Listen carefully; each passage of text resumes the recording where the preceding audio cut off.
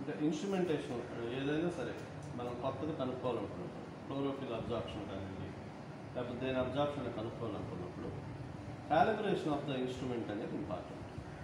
Calibration of the instrument. Calibration of the instrument అంటే ఏంటి? Instrument కరెక్ట్గా పనిచేస్తుందా లేదా, దానికోసం చేసిన దాన్ని ఏమంటారంటే బ్లాంక్ రన్.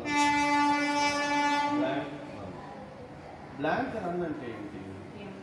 మీరు ఏదైనా ఒక సబ్స్టెన్స్ని అనాలిసిస్ చేసేటప్పుడు ఆ సబ్స్టెన్స్ని ఏదో ఒక సాల్వెంట్లో కరిగిస్తారు. అర్థమైందా? సాల్వెంట్లో కరిగించిన తర్వాత మీకు వచ్చేటటువంటి దాన్ని శాంపిల్ అంటారు. Before dissolving in the solvent, ఒక సాల్వెంట్లో ఏమీ కరిగించకుండా ఓన్లీ సాల్వెంట్ని మాత్రమే మనం రీడ్ చేసింది, that is at B blank. Okay, ఇక్కడ మనం if you want to test anything else, ఇప్పుడు నువ్వు ఏం టెస్ట్ చేయాలనుకుంటున్నావో దానికి సంబంధించిన వేవ్ లెంగ్త్ మనం చెక్ చేసుకోవాలి. అంటే క్లోరోఫిల్ టెస్ట్ చేయాలనుకుంటాం, క్లోరోఫిల్ టెస్ట్ చేయాలనుకున్నప్పుడు బ్లాంక్ కూడా అదే వేవ్ లెంగ్త్ పెట్టింది. ఓకేనా? సో ఇప్పుడు క్లోరోఫిల్కి మనం ఏం చెప్పాము? 620 అని చెప్పాము. ఫస్ట్ స్టెప్ ఇది 620 పెట్టుకోవాలి.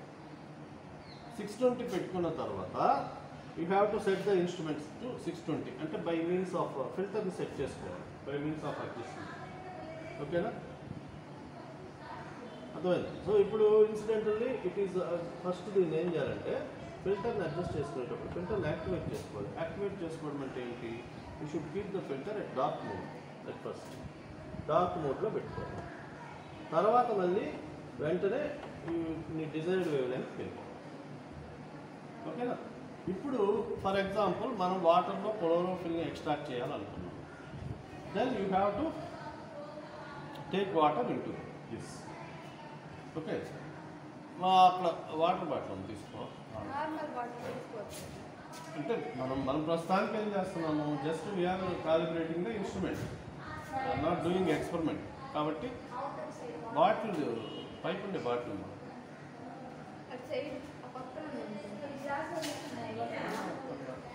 అదే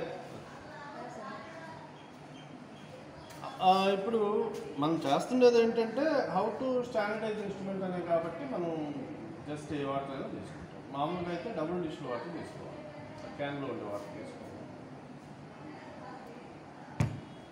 ఏదో మన నమ్మకం లేకపోతే డిస్టిలేషన్ చేసుకోవాలి ఒక్కోసారి అవసరాన్ని బట్టి.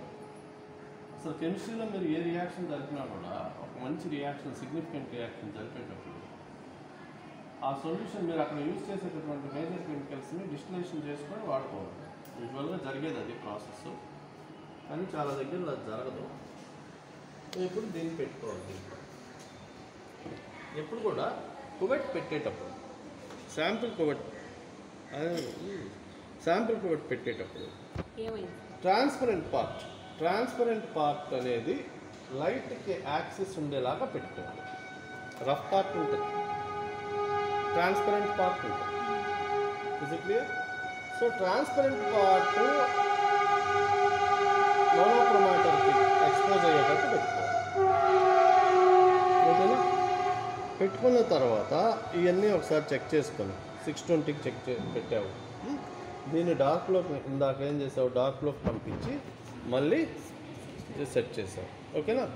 క్లోజ్ చేసుకోవాలి.